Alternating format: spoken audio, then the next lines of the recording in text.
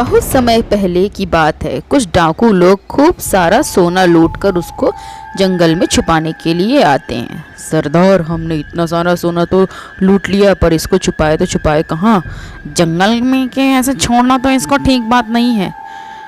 क्यों सरदार? इसको छुपाए, इसको गड्ढा करके अंदर डाल देते हैं। तो सारे लोग बहुत बड़ा एक गड्ढा खोदते हैं और जब वो लोग नीचे देखते हैं तो उससे बहुत ही गंदी वाली बदबू आती रहती है। कालिया वहाँ देखकर झांकता है तो उसको एक बहुत ही हैवान चुड़ैल दिखाई देती है और उसकी सिट्टी पिट्टी गुल हो जाती है। क्यों कालिया, तुम्हारी सिट्टी पिट्टी क्यों गुल हो गई? और देखते ही देखते वह भयावह चुड़ैल उस गड्ढे से बाहर आती है। वह इतनी बड़ी और विशालकाय होती है कि सब देखकर उसको डर जाते हैं। भागो रे भागो, यह चुड़ैल तो हमको खा ही जाएगी, भागो रे भागो, अपनी जान बचाकर भागो। ऐसा कहकर वो लोग भागते भागते एक गांव के पास पहुंच जाते हैं। सरदार, हमने सारा सोना तो वहां छोड़ दिया। अबे सोना अभी कभी और कमा लेंगे, पहले अपनी जान बचानी ज़्यादा ज़रूरी है। चलो भागते हैं, कहीं वो हमारा पीछा करते करते यहाँ ना आ जाए।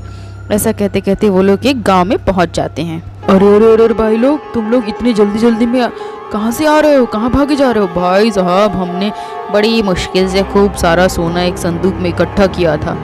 जब उसको गाड़ने के लिए वहाँ पर गए तो वहाँ पर एक चुड़ैल हमको सामने से आई गई, तो हम किसी तरह अपनी जान बचाकर भाग के वहाँ से आए हैं। काम करो, तू भी निकल लो, बारात बहुत हो चुकी है। चम्मन बहुत लालची किस्म का व्यक्ति था। उसके मन में अमीर बनने के सपने पैदा हो गए और वह सोचने लगा, अरे बाप, ये लोग कितने बेवकूफ़ हैं जो इतना सारा भरा हुआ संदूक, सोने से भरा हुआ संदूक वहाँ पर छोड़ आए हैं। चलो इसी बहाने मैं अमीर ही बन जाऊँगा, देखता हूँ जाकर। ऐसा कहकर वह जंगल की ओर निकल पड़ा। कुछ सामने एक बहुत ही लंबी ऊंची चौड़ी एक चुड़ैल दिखाई देती है। वह गड्ढे के पास ही खड़े रहती है और गड्ढे के पास एक संदूक भी होता है। मुझे बहुत जोरों की भूख लगी है, वो सारे भाग गए, अब मैं क्या खाऊं? तभी उसकी नज़र उस सोने भरे संदूक पर पड़ती है। लगता है इसी में कुछ होगा, इसी को खा लेती हूँ। ऐसा कहते कहते वह बहुत सारे सोने के सिक्के खा लेती है। अरे मूर्ख चुड़ैल, तूने क्या किया? तूने तो सारे सोने के सिक्के ही निगल लिए। अब क्या होगा? इसके पेट में सारे सोने के सिक्के हैं।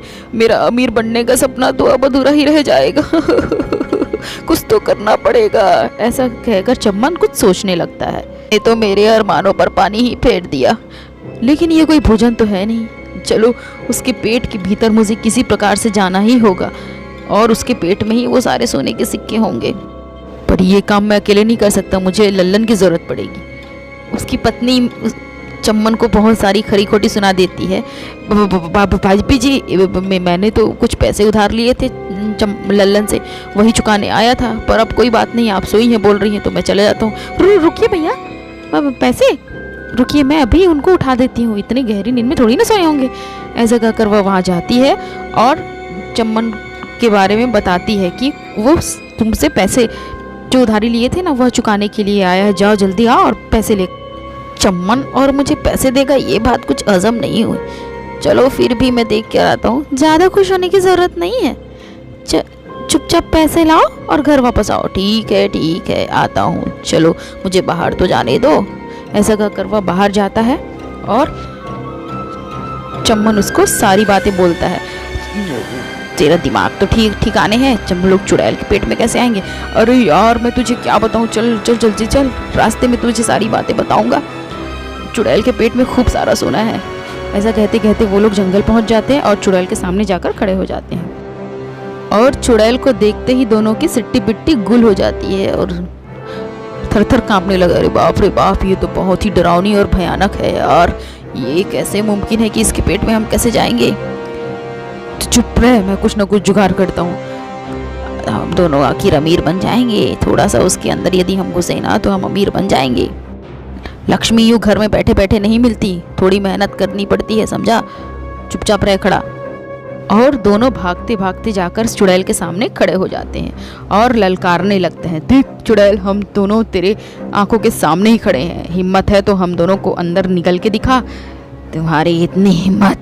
रुको, अभी तुम दोनों को सीधे एकदम सही निकल जाती हूँ। अरे बाप रे बाप, मर गए रे, मेरी मति ही भ्रष्ट हो गई थी। जो मैं तेरा कहना मान लिया रे। और वो लोग सीधे पेट के अंदर पहुंच जाते हैं। वहाँ बहुत सारी कंकाल खोपड़ियाँ, हड्डी के ढांचे और रक्त भरे रहते हैं। अरे लल्लन, अपनी बक बंद कर, देख पीछे देख, कितना सारा सोने का ढेर लगा हुआ है।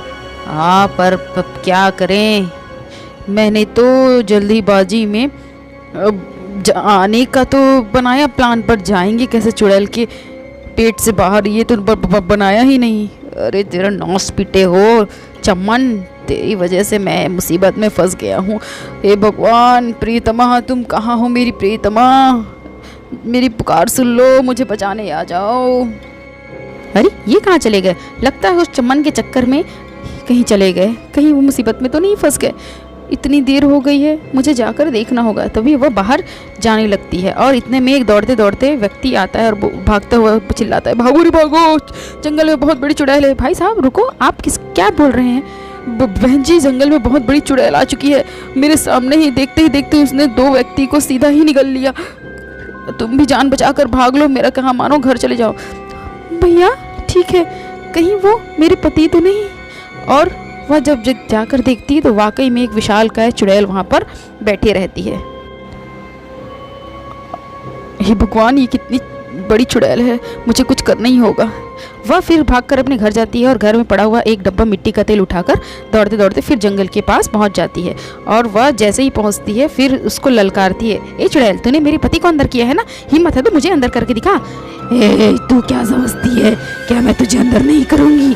ले जा, तुझे बहुत शौक है ना अपने पति के पास जाने का, तो ले तू भी अंदर जा।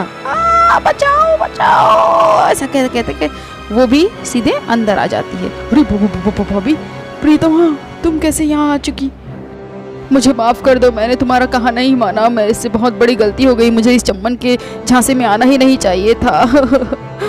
चिंता मत करो तुम, मैं आ गई हूँ ना कुछ होगा। भाभी जी, मुझे भी बचा लीजिए भाभी जी। मैंने मिट्टी का तेल लेकर आया है, उससे इसको पेट में डालेंगे जिससे उसका हाजमा बिगड़ जाएगा और वो उल्टी करने लग जाएगी। चलो जल्दी करते हैं, पटाख से वो लोग उसके पेट में सीधे मिट्टी का तेल डाल देते जिससे वह चुड़ैल उल्टियाँ करने लगे। ये क्या हो रहा है, मुझे उल्टी करने का मन क्यों कर रहा है?